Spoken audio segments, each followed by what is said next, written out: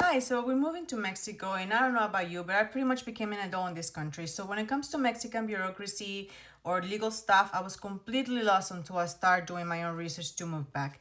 And I noticed that many of you are in the same boat as me. You don't know what this means, what this terminology is for, what you're going to need for, getting a job, getting a loan, buying a house. And these three documents that I'm going to talk about today, these documents basically do the job of the social security number. So without them, you can't get a loan, a house, a rent, pretty much anything. You need these numbers. So we're going to start first with the CURP, which is a number they give you pretty much a birth. The moment you are born, they give you this number. It's in your birth certificate, your INE, your passport, and this stands for Clave Única de Registro de Población. And it's not just for Mexicans. For any person that lives in Mexico, including foreigners, they need to get this number because it's basically the number where how they identify you. It is like a social security number, just to identify you. That's the only purpose of this number, okay? So it's 18 numbers, 18 digits, and basically it's a mixture between the letters in your name, your birthday, and the place you were born.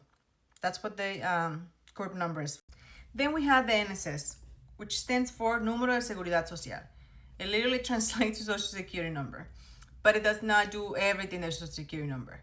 This number is for medical attention, for pensions, for social services like Infonavit, becas, and all these social services Mexico has. That's what this number is for. Okay, then after that we got RFC. And RFC stands for Registro Federal del Contribuyente. And this is your number to pay taxes. That's what it's for, to pay taxes. But you need all these three numbers to get a job. Sometimes you might even need it to buy a house. At least the RFC and the CURP you do. You do need those two to buy a house. I don't know if they ask you for the social security number for that, but they do ask for RFC and the CURP to buy a house. And they might actually do need the social security number, because if you're buying a house through Infonavit, then you need the number because that's where your points are. So you do need these numbers for almost everything in Mexico. That's why I thought it was important to make this video, to make sure that you know that you will need these numbers. The RFC is the number that most people that has never been in Mexico, live in Mexico, don't have. But to get that number, you need to have your CURP. And once you have that, there's a way to get an online appointment to try to get your RFC. And there's a link in my profile already to get that. All right, so you can go check that out if you want to do it before you get there.